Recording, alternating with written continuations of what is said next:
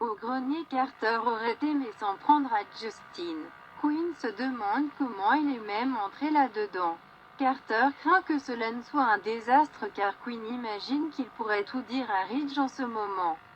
Elle hurle qu'ils n'ont pas eu à faire ce choix et s'inquiète s'ils ont réussi à joindre Justin. Il pourrait tordre cela d'un million de façons différentes. Carter soupire. Et aucun de n'est bon.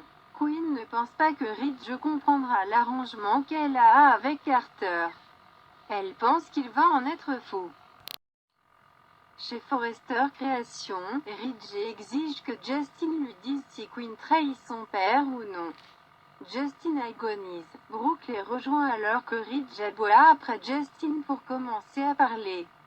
Brooke assure à Barber que rien de ce qu'il pourrait leur dire sur la femme d'Eric ne les surprendrait et lui dit « Si vous découvrez quelque chose sur Quinn, vous devez nous le dire ».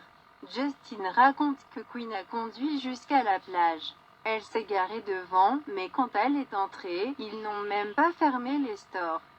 Brooke reste bouche bée. Justin poursuit. Je les ai attrapés ensemble. Elle est allée chez Carter.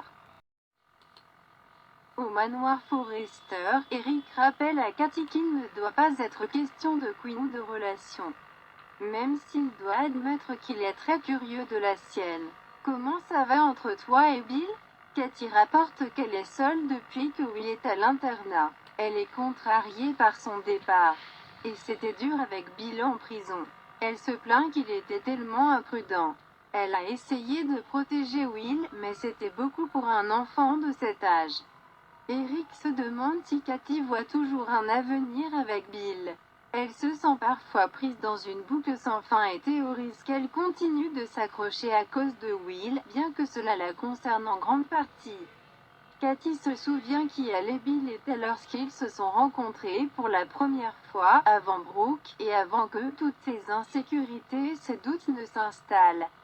Eric lui dit qu'elle ne devrait pas se sentir en insécurité. Katie essuie une larme. Elle ne pourra jamais vraiment oublier que l'homme qu'elle aime a donné son cœur à quelqu'un d'autre. Elle l'a entendu dire que Brooke est l'amour de sa vie. Eric l'a entendu dire des choses sur Katie aussi. Elle se demande juste s'il avait le choix, si Bill la choisirait. Ne mérite-t-elle pas d'être l'amour de la vie de quelqu'un? Je ne veux pas être le finaliste. Eric dit qu'elle le mérite. Elle a dit que Bill ne montrait pas de faiblesse. Elle dit qu'elle se sent forte lorsqu'elle est entourée de personnes qui l'aiment et prennent soin d'elle. Katie continue sur les traits frustrants de Bill. Eric comprend qu'elle n'a pas l'impression d'avoir été entendue par Bill.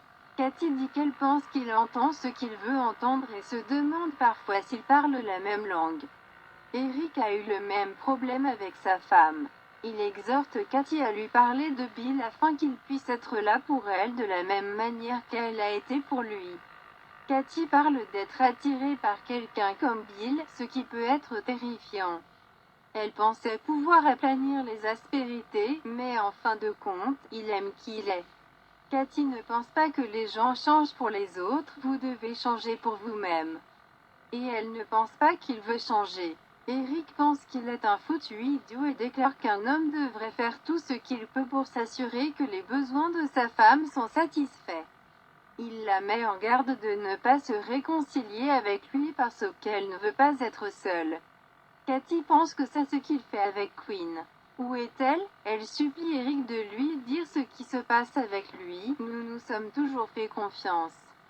Katie ne peut pas comprendre que Quinn ne soit pas satisfaite. Eric soupire. Elle est plus satisfaite que jamais.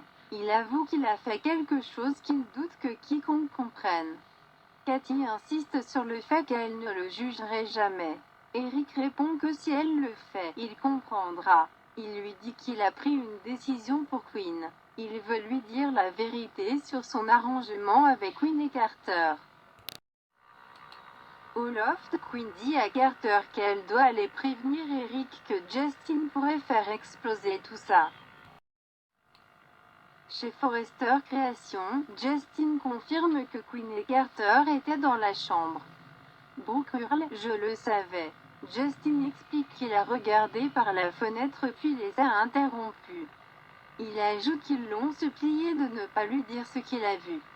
Ridge ne peut pas oublier que Carter fait ça. Justin dit qu'ils ont prétendu qu'il ne trichait pas. Ridge décide qu'il va les affronter.